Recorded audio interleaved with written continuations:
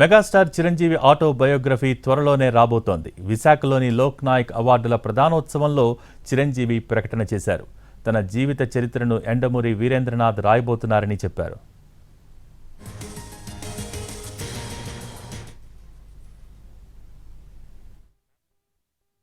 మేధస్సు ఉన్నటువంటి ఎండమూరి వీరేంద్రనాథ్ ఈ రోజున నా ఆటోబయోగ్రఫీ రాస్తాను అన్న మాట అనడమే నాకు ఎంతో ఉత్సాహాన్నిచ్చింది.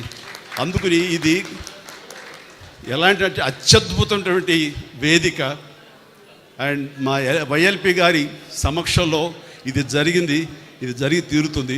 ఆల్రెడీ ప్రాసెస్లో ఉందన్నాను కానీ దానికి కన్సాలిడేట్గా కాంక్రీట్గా లేదు. అండ్ ఎండమూరి గారు అన్నారు, మీ మాట చొప్పున అనేస్తున్నాను, ఇట్స్ ఎ కమిట్మెంట్ పబ్లిక్లో. మేధస్సు ఉన్నటువంటి రామారావు గారి గురించి పూజ్యులు, యుగ పురుషులు అండ్ మాలాంటి వాళ్ళకి దైవ సమానులు, అలాగే అక్కడి నాగేశ్వరరావు గారు అదేవిధంగా ఆయన మాకు పూజ్యులు, మాకు ఆరాధ్యులు. అలాంటి వారి గురించి ప్రత్యేకంగా తెలియనిది ఎవరికి, ఏమని చెప్పాలి, ఎంతని చెప్పాలి. కానీ వారిద్దరితోటి ఇందాక క్లిప్పింగ్స్ చూస్తుంటే నా దృష్టిలో లేవు. అంటే కలిసి పనిచేశాను అని అనుకున్నాను తప్ప అవి విజువల్స్ చూసిన తర్వాత నేను ఎంత అదృష్టవంతుడిని. నేను ఈ సమకాలీన సినిమాల్లో కూడా ఉంటూ వారితో పాటు వాళ్ళు హీరోగా ఉన్నప్పుడు నేను తోటి హీరోగానో చిన్న నటుడుగానో నేను నా యొక్క ప్రస్తావన, నా ప్రయాణాన్ని కొనసాగించాను వారితో ఉన్న ఆ కొద్ది స్పేస్ సినిమాలో నేను తీసుకోవటం అనేది నాకు పూర్వజన్మ సుకృతంగా. నటుడుగా నాగేశ్వరరావు గారు 1 or 2 years ముందు వచ్చి ఉంటే, ఆ తర్వాత రామారావు గారు వచ్చారు. నాగేశ్వరరావు గారు పౌరాణిక చిత్రాల ద్వారా ఆయన డెబ్యూ ఫిలిమ్స్ ప్రవేశిస్తే సినిమాల్లోకి ఈయన మన దేశం అని మన రామారావు గారు సాంఘికంలో ఈయన సినిమాల్లో ప్రారంభించారు.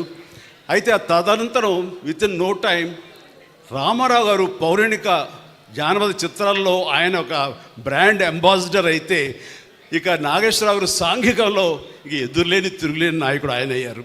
అలాగా ఆదరణ ప్రకారం, ప్రేక్షక ఆదరణ ప్రకారం వాళ్ళ యొక్క గమ్యాన్ని మార్చుకుంటూ, వాళ్ళ ఆదరణ ఏ సినిమాల్లో ఏ కథల్లో ఉంటుందో ఆ రకంగా వాళ్ళు కొనసాగిస్తూ ఈ రోజున పరిశ్రమకి 2 నేత్రాలు, 2 కళ్ళు అని అనిపించుకుంటున్నారు. మాలాంటి వాళ్ళ ఇంకా ఆరాధనాపూర్వకంగా చూస్తున్నామంటే అది మన తెలుగు కళామ తల్లి చేసుకున్న పుణ్యం, అలాంటి బిడ్డల్ని కనటం. మేధస్సు ఉన్నటువంటి ఎండమూరి వీరేంద్రనాథ్ ఈ రోజున నా ఆటోబయోగ్రఫీ రాస్తాను అన్న మాట అనడమే నాకు ఎంతో ఉత్సాహాన్నిచ్చింది. అందుకని ఇది ఎలాంటి అత్యద్భుతమైనటువంటి వేదిక అండ్ మా వైఎల్పి గారి సమక్షంలో ఇది జరిగి తీరుతుంది. ఆల్రెడీ ప్రాసెస్లో ఉందన్నాను కానీ దానికి కన్సాలిడేట్గా కాంక్రీట్గా లేదు. అండ్ ఎండమూరి గారు అన్నారు, మీ మాట చొప్పున అనేస్తున్నాను, ఇట్స్ ఎ కమిట్మెంట్ పబ్లిక్లో.